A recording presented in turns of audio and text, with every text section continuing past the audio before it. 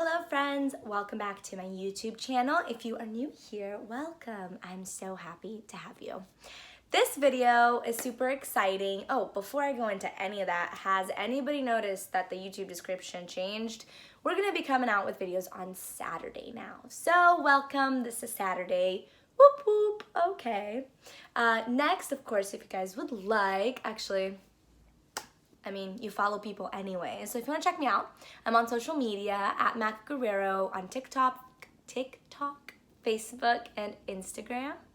And then you can check out my website, mysticalmac.com, where I talk about my tarot card readings, my podcast, and you can find my daily vlog on there too. Now, speaking of tarot cards, we are in this tarot series right now. So this is video number 2. First video was an introduction to the tarot. We were talking a little bit about a couple of myths that surround it that I wanted to take away before, or rather disprove, before we actually dive into learning about the tarot itself.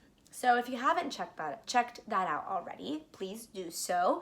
And for those of you who have, let's keep on going. This time, we're going to be learning about the Minor Arcana. Now, the reason I'm not teaching you the Major Arcana first is, one, those are the cards that you've seen in movies and things, so you kind of probably have an idea of what some of them might mean, but I think it's really important to run through the Minor Arcana first, because it actually makes up the majority of the tarot deck. The Major Arcana, or the Minor, we're talking about the Minor Arcana. The Minor Arcana is and by the way, the word is spelled Arcana, so English doesn't have accents, all right? My first language is Portuguese. There's accents. At least we know how to pronounce everything. English, phonetic rules go out the window. So it could be Arcana, Arcana, like I really don't know. I call them the Major and Minor Arcanas. So the Minor Arcana is made up of, I believe, 52 cards. We've got 4 suits, 10 number cards per suit. We've got 4 court cards per suit. And each suit is going to correspond to an element. Now, I went into this a little bit in the first video of the tarot series. Why do we need 2 parts of the deck? Why can't we just read with one or the other? Well, because while the Major Arcana talks about major overarching points and things that you need to look at in big picture, the Minor Arcana can actually dial in on the smaller stuff, on the little picture stuff, on the immediate step sort of stuff. So it's actually really important to have both, right? So let's dive into this. What are the suits that we have? We have cups, swords, pentacles, and wands. Now, I've pulled a card from each suit that can kind of give you an idea. Now, be mindful, this is not a traditional tarot deck. This is not the Rider Waite deck, which is the deck that has been mostly widely used in the past century or so, or I'm assuming the past century or so, because those are the photos that you tend to see in movies, and when you tend to look up tarot deck, that's like the traditional looking one. So these are not it. This is like an oceanic theme, but essentially every tarot deck is going to have the same cards, just a different artwork to it depending on who created the tarot deck, okay? So let's start with cups. I love me some cups. This is the Queen of Cups, all right? So she's one of our cups court cards. Cups have to do with water and emotions and matters of the heart. So water, just think about like in astrology, like water signs tend to be the emotional signs, right? So in the same way, or I should like to say more emotionally sensitive and sometimes more emotionally aware signs, because they're more emotionally sensitive. So cups in the tarot corresponds to emotions. If you pull cards from the suit of cups, you're going to be looking at maybe the way that somebody feels about something, or the situation itself could be a matter of the heart, a matter of emotion, right? A matter of emotional resilience, maybe instead of a physical resilience, that kind of thing. Now, the next suit that we have, we're going to be talking about swords. We're not going to be exclusively talking about swords. If you guys really want me to do like exclusive videos, like a video just for the suit of cups, a video just for just let me know. You've got a comment section use it. So the next suit is swords. I've pulled the 6 of swords. Swords correspond to air. And again, let's go back to astrology. What do we know air signs to be like? Very logical, very in their heads, very in their minds, right? Not necessarily air-headed, but just like thoughts zinging from here to there. That's swords for you. I actually really love this deck was very intentionally made. So every suit actually has a marine animal that is really good at representing what that suit is. And for swords, I love that they chose a shark. You can't super see it. Okay, you can. Right here, the shark. Sharks are very logical creatures. For here, we've got dolphins for cups, right? So a dolphin versus a shark. A dolphin has a lot more, say, emotional motivation. A shark is very motivated by logic. So in the sense of like the shark smells blood, it's going towards the blood. Just because some dolphins see some food over there, they're going to be more emotionally motivated based on, are they competing with the dolphin next to them? Are they even hungry? Are they, you know what I mean? Like there's a lot more that goes on in that way. Whereas sharks are more like straight shooters. So again, swords, when I think of like, oh God, what's the element that swords corresponds to again? I think of like throwing knives. So if you ever pull swords, it's a matter of the mind. It's a matter of logic. It's a matter of problem solving, okay? Next, we've got pentacles. Pentacles, I'm showing you here the Ace of Pentacles. There's just one pentacle. It's the first card of the pentacle suit. The Ace of Pentacles. Pentacles have to do with earth. I think of it because of money, right? Oh, also with cups, you can remember cups hold water. So pentacles, the pentacles themselves look like coins. So I think of earth.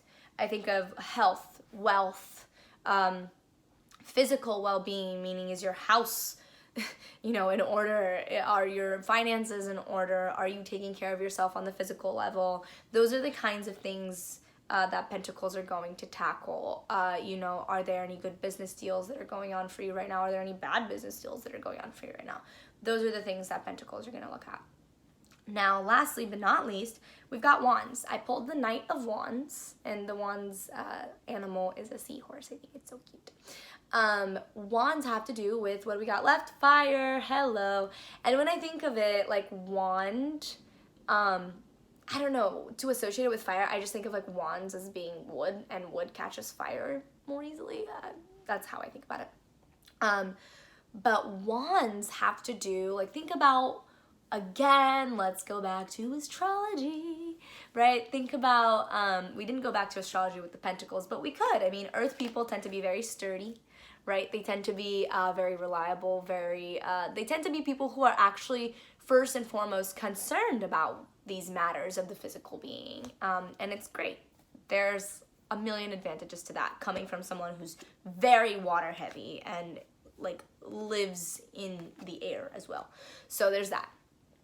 So we've got wands. They have to do with vocation and drive and fire and inspiration and excitement and all this stuff. So if you pull a lot of wands in a reading, chances are you're talking about creativity. Chances are you're talking about things that spark your creativity, things that spark your inspiration. That's what you're going to be talking about when you're talking about wands. Now, the last thing, cannot believe that I'm doing this in under 15 minutes. I'm so excited. The last thing that we're going to talk about the major or the minor arcana, is the fact that you've got this journey between the numbers of 1 and 10. So in the major arcana, you don't get that because you've got cards, I think it's 1 through 28, 0 through 28, something like that. And they all go 1, 2, 3, 4, 5 until 28. Whereas the minor arcana, you've got these little stories in each of the suits. So you got 4 little journeys, right? In the 1 through 10 of the cups, you've got an emotional journey. In the 1 through 10 of the pentacles, you've got a very physical journey. In the 1 through 10 of the swords, you've got a very mental journey. In the 1 through 10 of the wands, you've got a very creative and inspirational sort of journey. So what do I mean there's a journey between 1 and 10? The number 1 in numerology always is going to represent beginnings. Just like 0 kind of represents the rebirth, the life, death, rebirth cycle, right? Just like the Ouroboros, the snake eating itself in a circle. Actually, it's right here. Do you see that? Kind of. Except my snake's not eating itself now that I realize it's just like laying its head next to its tail. Anyway, not the same. But that's what 0 represents, that cycle. And then 1, you're thrown back into that life part of the cycle at the beginning.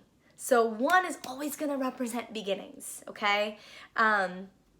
2 is always going to represent some sort of progress, some sort of maybe partnership, so that that progress can be achieved. Number 3 is going to represent a little bit of a change, some shushing up. Number 4 is a little bit of a restful number.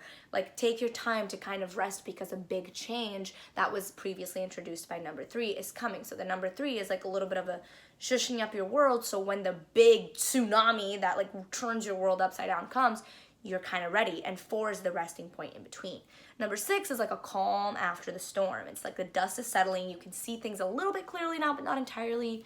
Number 7, you're getting your spiritual bearings. So what does that mean? Something major just happened through number 5.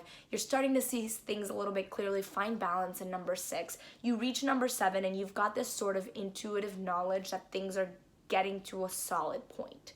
Number 8, you start to see that solid point. Things are starting to actually fall into place physically. Number 9, you're like pretty much at the resolution of your journey. So if you're pulling a number 9, there's something's about to come to completion. You're probably still in the hysteria of the climax of resolution.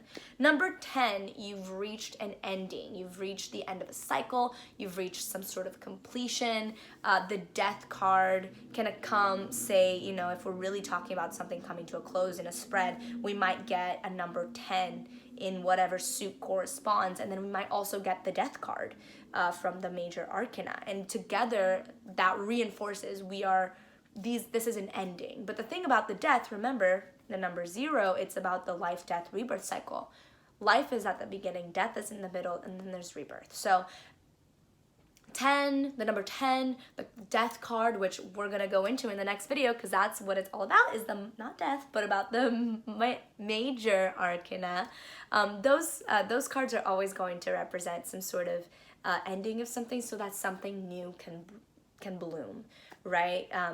You haven't died, so where there is an ending, there is always a new beginning, unless you opted out of this life because it was your time. So, and even then, you're probably gonna go back to some other galaxy and some other body and live a whole different experience. So, the tarot can help guide you through some experiences, some of the tough ones, you know, especially. It's helped me a lot. So, tune in next week. We're gonna be talking about the Major Arcana. Tune in on Saturday, and I love you. Thank you so much for listening and watching. I listen to YouTube videos sometimes, especially these ones where people are just kind of talking at me. I'd like to think I'm talking to you. Let me know how it feels.